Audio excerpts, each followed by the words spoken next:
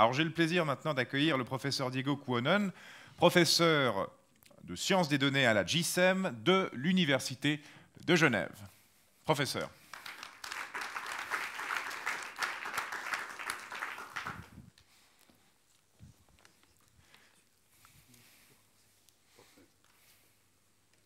Mesdames, Messieurs, plaisir d'être ici.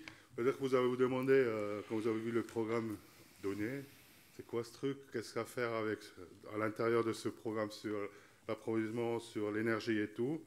Et puis je pense, j'ai dû quand même attendre un petit moment. Je pense, si j'ai bien compté, ça faisait que dans la présentation précédente, le mot données était tombé. Avant, vous avez reçu des chiffres, des informations, combien de ça, mais le mot données lui-même, et puis je pense aussi le point sur l'analyse des données, donc, était tombé que dans la présentation d'avant. En plus, un concept fondamental qui est aussi mentionné avant, c'est comme avec l'énergie. Donc vous avez la production et puis vous avez la consommation. Et puis la donnée, c'est exactement la même chose. Et puis ça, c'est la chose qu'il y a les données à l'énergie, qu'il y a les données au cyber, les données liées à tout ce que la société fait, parce qu'il y a deux moments de vérité avec les données. C'est le moment où les données sont produites, et puis le moment où les données sont consommées. Vous étiez en permanence, vous avez déjà consommé des données jusqu'à présent. Vous avez dû écouter ici une voix qui vient, c'est comme des données. Vous avez vu des slides, c'est des données, vous les avez consommées. Ce n'est pas vous qui avez fait les slides, ce n'est pas vous qui écrivez le speech, parce que là, vous serez le producteur. Donc, ces réflexions qu'en permanence, le citoyen, l'être humain, consomme des données dans un certain contexte, devient des informations, ça, c'est un moment de vérité. Et puis, par rapport à ça, il y a aussi la question qui était tombée plusieurs fois par M. von Moeralt, c'est cette idée de confiance. Maintenant, est-ce que vous avez avoir ce esprit critique, quand vous avez expliqué les choses avant, les orateurs vous ont dit combien de ça il y a ça, est-ce que c'est vrai? Juste parce que vous avez confiance dans la personne, je pense. Et puis là, on est de nouveau avec cette chose qui est importante, le mot confiance. Puis maintenant, on met encore la population dans les contextes. Comment vous voulez garantir que vous avez la confiance de la population? Dans tous les aspects. Vous ne pouvez que le garantir que vous démontrez à la population que vous êtes digne de confiance. Et puis ça, c'est des éléments clés que vous verrez ressortir dans ma présentation. Maintenant, je ne suis pas que sur le domaine énergie. Je commence un petit peu avec le cybersphère, mais je pense que les messages clés, vous pouvez appliquer dans tous les autres domaines, y compris la pandémie, y compris faire des décisions le week-end, quel film vous devez aller regarder, donc consommer. Donc, vous consommez des données en regardant un film. Donc, vous faites confiance au producteur qui vous a fait un produit. Donc, cette réflexion de consommation et production, vous la retrouvez essentiellement avec les données. Puis, les données sont au cœur de tout. Et puis, donc, avec ça, clairement aussi la question de trustworthiness, ou bien des données dignes de confiance. Et puis, ça, c'est au cœur aussi du cyber. Et puis, je pense, vous pouvez reprendre les messages aussi pour l'énergie et puis n'importe quel autre domaine. Donc, dans le cyber, qu'est-ce que les données ont à faire avec le cyber? Donc, j'ai aussi le plaisir et l'honneur d'être dans le conseil consultatif de DigiVolution. Donc, je peux piquer un de ces slides de Gérald, qui fait une super définition de la cybersphère. C'est l'espace dans lequel des données. Ah, c'est un espace de données. Ah, les données sont en cœur. Ils peuvent être saisis.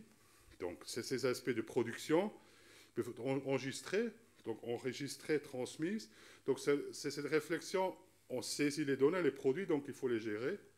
Et puis, comment vous pouvez définir un risque si vous ne savez pas quoi protéger?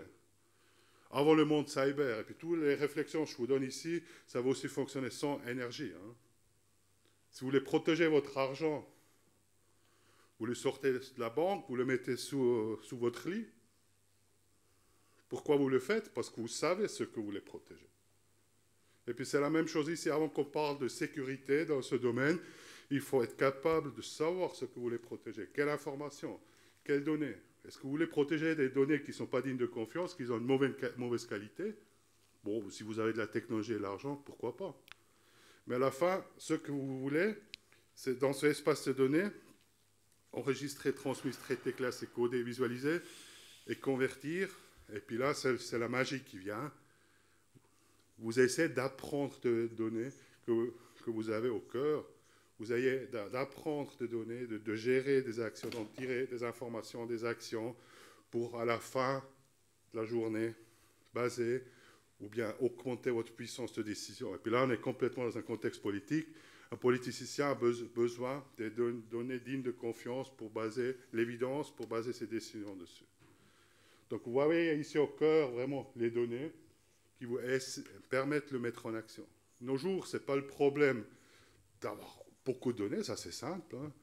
Mais je pense, dans la présentation d'avant, c'était aussi clair, tous ces défis qui viennent avec le traitement des données, ils ne viennent pas avec les algorithmes, ils ne viennent pas avec la technologie, ils viennent vraiment avec les données. La technologie, elle est là. L'argent, dans certains domaines, il est aussi là. Mais le cœur de tout, c'est les données. Donc, si je reprends cette idée ici, il y a du hype. Bon, ça, on peut discuter dans le café. Il y a ce hype de Zero Trust, là. Donc, c'est l'idée de vouloir vendre de la confiance, ça ne va pas jouer. Il faut démontrer qu'on est digne de confiance. Ça, c'est notre discussion, mais je reviendrai sur ça. Parce que là, c'est la question, je ne te crois pas. Oui, exactement. Donc, la question, qu'est-ce qui se pose un peu? Est-ce qu'on peut faire confiance dans des données? Oui, mais la confiance, c'est pas une bouteille de, peut-être pas du vin valaisan, je suis valaisan, mais un bon vin français, il va venir mieux avec l'âge. Donc le valaisan, il arrive à un certain pic, et puis je pense, donc il y a une date qui vient avec cette confiance. Deming avait dit une fois, en Dieu on fait confiance, tous les autres apportent des données. Donc en vous regardant, je collecte en permanence des données, je vois le nombre de sourires, le nombre des visages, le nombre des lunettes, le nombre des portables. Vous consommez, parce que vous voyez venir deux mains, là, qu'est-ce qu'il fait avec les mains? Donc vous consommez des données. Et puis je pense, avec chaque chose, vous la mettez la question, est-ce que vous faites confiance ensemble? Donc j'aimerais vous prendre un petit peu ici sur le mot donner. Qu'est-ce que ça veut dire, donner? Puis ça, c'est le problème maintenant. Le mot vient du latin pour le mot donner, comme c'est écrit. Donc ça a l'impression que ça tombe du ciel. Et puis on l'a maintenant. Donc on regarde à collectionner des choses et puis les données arrivent eux-mêmes. Ça, c'est la plus grande faute de réflexion, parce que ces données étaient prises, étaient produites, étaient prises par une décision humaine. C'est l'humain qui a décidé de dire que ça, c'est des lunettes avec deux verres. C'est l'humain qui a décidé de dire que ça, c'est un micro. Donc maintenant, je peux compter, il y a un micro ici. Il y a un écran. Partout, il y a des décisions humaines derrière. Quelle manière, comment on mesure les choses, quand on les mesure, où on les mesure, avec quel outil. Ça, c'est un truc. Si vous avez cette réflexion, vous voyez complètement autrement le monde. Hein. Parce que les données ne donnent pas du ciel. Et puis c'est clair, selon ce que vous changez, vous avez des autres chiffres. Donc vous avez des autres décisions. Donc ça a une implication directe sur le décisionnel. Donc c'est beaucoup mieux de réfléchir avec les données qui étaient prises. Donc, prises. Et puis d'un coup, il y a ce que je pense aussi M. von Mourad a dit, ce aspect critique qui doit intervenir, enclencher automatiquement. Ils étaient prises. Par qui? Pourquoi là, ça prise? Donc il y a ce aspect critique que je pense même les décideurs doivent commencer. Et puis nous, on dit, ouais, la population doit l'avoir. Et puis ça, c'est le dernier. Si je pense toute la population a cet esprit, on a une population résistante, on a une population qui est littérate en données. Donc, comme vous voyez ici en bas dans le graphique, tout le monde est concentré sur l'output. À l'intérieur de ce machin-là, il y a de la magie qui se fait, mais ce qui rentre, c'est les données. ChatGPT, je pense que tout le monde a déjà entendu parler de ce hype. Qu'est-ce qu'il fait? Des données rentrent. Des données, c'est des textes. Maintenant, avec ChatGPT 4, il y a des textes et des images qui rentrent. Données dedans, magie. Données qui sortent. Qu'est-ce qui sort? Un texte, une image ou des trucs comme ça. Donc, données rentrent, magie, données sortent. Mais vous n'avez aucune idée, cette machine, avec quelles données ils étaient produites. Vous n'avez aucune idée si ce qui sort fait du sens ou pas. Donc, au cœur de tout, c'est ce qui rentre. C'est ce que j'appelle la véracité des données. Donc, est-ce que vous avez les données dignes de confiance? Donc, ça veut dire que vous avez cette qualité en travers du temps. Puis là, c'est maintenant, si on rentre dans la numérisation, si vous n'avez plus l'électricité, vous ne récoltez pas des données, donc vous avez un trou de collecte là. Donc, vous pouvez, si vous avez des données comme ça sur lesquelles vous devez baser vos décisions politiques, bonne chance, s'il n'y a pas d'électricité, vous avez un problème. Donc, vous avez cette qualité en fonction du temps. Vous avez la capacité qui est aussi inclue. Est-ce que vous êtes capable de correctement mesurer les choses? Comment vous voulez mesurer la population a confiance dans ce qu'on fait? Si je veux compter ici, je vous dis, il y a un micro ici, je pense que tout le monde est d'accord parce qu'on a une définition opérationnelle, qu'est-ce que c'est un micro. Bon, maintenant, je peux aussi vous dire, il y en a un dans mon dos ou des trucs comme ça, mais il faut être la capacité de correctement mesurer les choses. Donc ça, c'est en relation avec ce qui était mentionné avant, la validité, et puis je pense aussi la sécurité des données. Parce que si, dans ce graphique que vous voyez là, vous hackez les données, cette magie-là va produire des autres données basant sur des données hackées ou des trucs comme ça. Donc, les aspects de sécurité appartiennent partout dans les données qui rentrent, dans cette machine-là, à la sortie. Donc, c'est un processus. Donc, c'est la vie des données au travers d'un cycle de vie, principalement. Maintenant, je reviens à la question, c'est quoi la qualité de données? Donc, ici, vous pouvez, Gérard, pour me demander c'est quoi mon adresse. Maintenant, je lui dis, ça, c'est mon adresse, à Berne, là. Après, il me dit, je sais où tu habites, mais c'est quoi ton adresse email? Après, je lui donne mon adresse email. Ça, c'est un exemple, je pense, dans le quotidien, qui vous montre une chose fondamentale. Moi, j'ai répondu à la première question en ayant su avoir l'impression de savoir ce qu'il voulait. Je lui avais donné ma réponse qui sont des données. Mais lui, comme consommateur, c'est pas ça qu'il voulait. Il voulait avoir mon adresse email. Donc, selon l'utilisation, je dois lui produire des autres données. Donc, tout dépend de l'utilisation.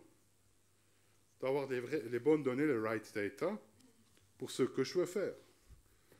Donc, comment je peux éduquer le consommateur? Prochaine fois, Gérard me dit, c'est quoi ton adresse email? Puis je lui donne la réponse.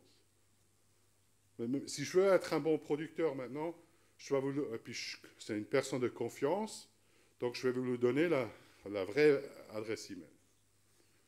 Si par exemple, ça c'est pas une personne de confiance, je peux vous donner n'importe quelle adresse email, parce que je ne veux pas qu'il m'envoie un email. Donc vous vous souvenez quand il y avait le Covid, les listes où les gens ils ont écrit le nom, quand ils allaient dans les bistrots, le nombre de Donald Duck et Mickey Mouse qu'il y avait. Parce qu'ils n'ont pas vu l'utilité, à quoi sert cette chose. Donc, là, on est maintenant avec l'éducation de la population. Donc, ce que je veux montrer avec ça, c'est la qualité. Ça dépend de l'utilisateur. L'utilisateur, ce n'est pas du producteur, c'est du consommateur. Et puis, en effet, il faut avoir les deux aspects. Il faut avoir les données qui sont correctes. Ici, dans l'exemple, l'adresse. Et puis, je peux vous dire, ils sont corrects. Maintenant, vous allez, OK. Bon, intrinsèquement, vous faites confiance dans ma personne. Si je vous dis maintenant, non, c'est complètement faux. Donc, vous voyez automatiquement dans ce esprit critique que nous, on a fait dans le quotidien, que je pense que nos enfants, ils le savent faire avec ces questions. Pourquoi? C'est comme ça, c'est comme ça. Et puis, avec l'âge, on oublie de poser ces questions-là. Donc, il faut avoir les rights, the data being right and the right data. Et puis ça, c'est en relation maintenant, la qualité de données, ça dépend de l'utilisation. Et puis l'utilisation, c'est par le consommateur. Donc, si on veut être on plaire au consommateur, il faut être un bon producteur. Si je veux être un bon producteur, il faut que je parle au consommateur. Donc, à la fin de la journée, je reviens sur les deux moments de vérité.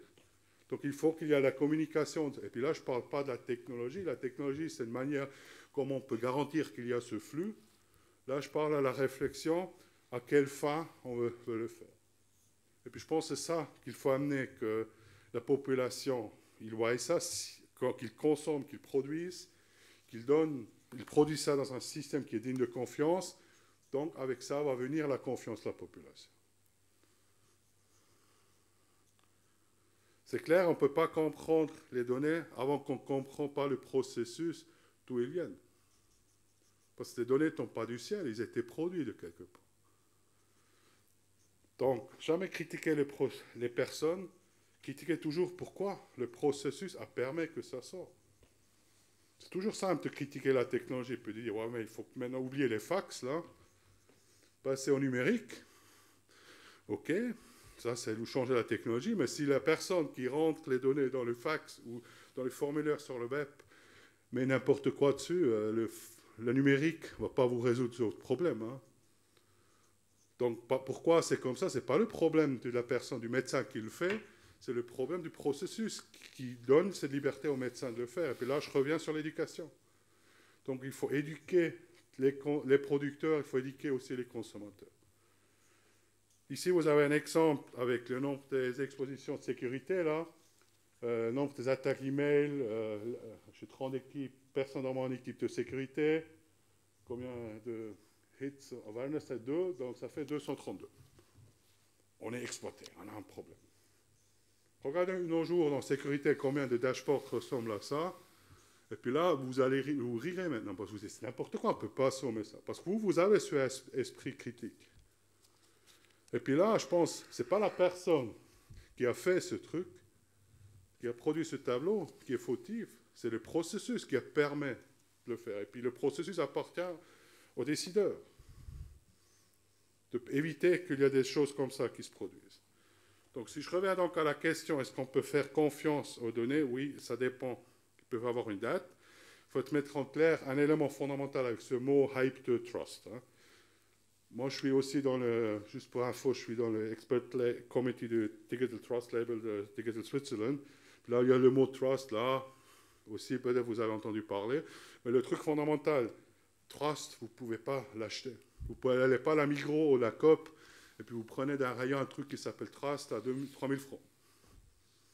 Trust, il faut démontrer. Et puis trust, la confiance, vous la démontrez en démontrant que vous travaillez, vous produisez, vous consommez, ou plutôt maintenant ici avec la production de données, d'une manière digne de confiance.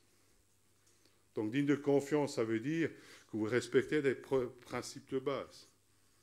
Ceci veut aussi dire que vous devenez exploitable.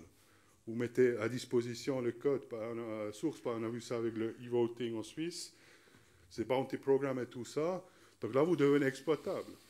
C'est-à-dire, ils vont vous faire trouver, ils vont vous challenger. L'audience a la possibilité de plus ou moins comprendre ce qui se passe. Selon le niveau, ils ont plus de compétences sur certains éléments que ceux d'un autre. Mais je pense que la tâche doit venir de devenir digne de confiance. Et puis là, je vous montre un joli exemple d'un code de bonne pratique de statistique officielle ici de l'Angleterre. La Suisse a un truc similaire, l'Office fédéral de la statistique. Le truc joli avec le truc anglais, il y a 3 piliers. Donc, premièrement, c'est un producteur de statistiques officielles qui sont utilisées par les gouvernements pour baser des décisions pérennes et solides, etc. Ça, c'est la statistique publique officielle. Il y a 3 piliers. Un, c'est cette digne de confiance. Donc, d'avoir confiance dans les gens, les organisations qui produisent ces données. Et puis là-dedans, vous avez sur la gauche, ça veut dire quoi? Il faut être honnête, intègre, ça doit être independent decision making, orderly, ça doit être transparent, il faut avoir la capacité, il faut avoir les bonnes personnes pour le faire, il faut avoir les aspects de gouvernance, définir clairement les rôles. Deuxième pilier, c'est la qualité, vraiment. Et puis là, c'est d'avoir des qualités fit for use, pour que la politique peut utiliser pour baser leurs décisions. Eux, c'est clair, l'utilisation, elle est assez claire. Et puis la valeur, à la fin de la journée, ça doit aussi être une valeur pour la société en soi. Donc, ce qui est joli ici avec ce code, vous avez vraiment au cœur ces 3 piliers. Et puis vous avez trustworthiness, il y a des principes que vous suivez pour vous faire ce label de digne de confiance. Et puis ça, c'est en relation avec ça. Donc je reviens ici, je pense, ce graphique ici qui résume très bien ce que je voulais dire, c'est un bon résumé. Vous pouvez l'appliquer à l'énergie, on a vu les problèmes avant qui étaient mentionnés sur le traitement des données dans le domaine énergique. Hein. Il y a de la magie qui se fait, on a vu des détails dans la précédente présentation un petit peu les détails, à quoi peut ressembler une telle machine. Mais à la fin de la journée, il était aussi mentionné le défi qu'il y a avec ce traitement des données. Donc, la véracité ou bien des données dignes de confiance sont hors de coût, tout ce qu'on fait maintenant. Ça, c'est aussi un problème si on n'a pas d'électricité. Ça, c'est un problème qui existe depuis des centaines, des milliers d'années. Ces trucs, combien... Les Romains voulaient savoir combien de gens dans l'Empire romain. Ils ont dû collecter les données. Ils ont eu les mêmes problèmes que nos jours. Juste parce qu'il y a maintenant le numérique, ça ne veut pas dire c'est un nouveau monde qui est venu. Les concepts de base sont les mêmes.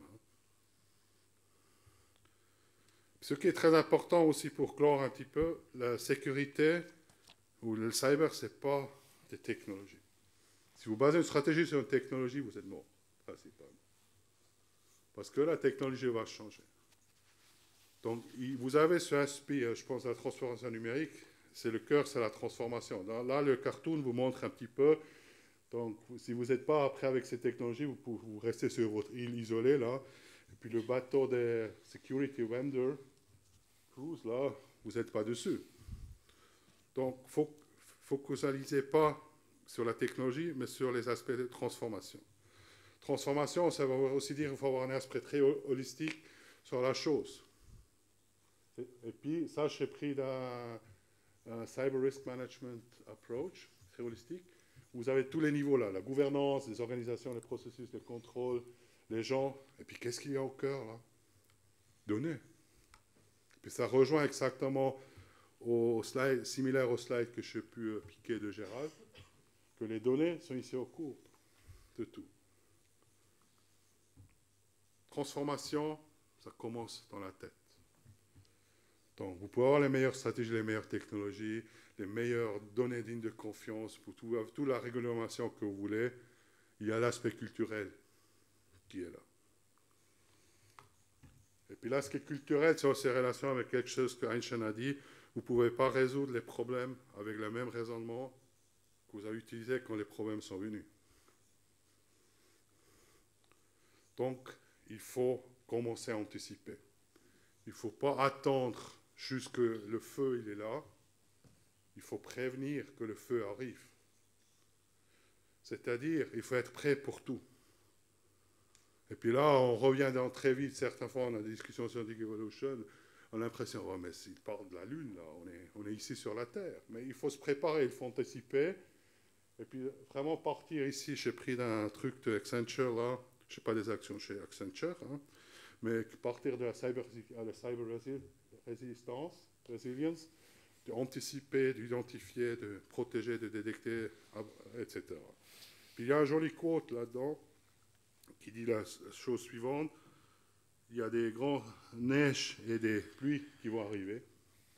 Préparez pour le pire et être l'arbre qui ne se casse pas quand ça arrive, mais qui tient. Maintenant, je pense, vous allez dire, oh, mais il n'y aurait plus de grands neiges qui vont venir, mais c'est un petit peu l'idée que vous voyez ici, de te préparer.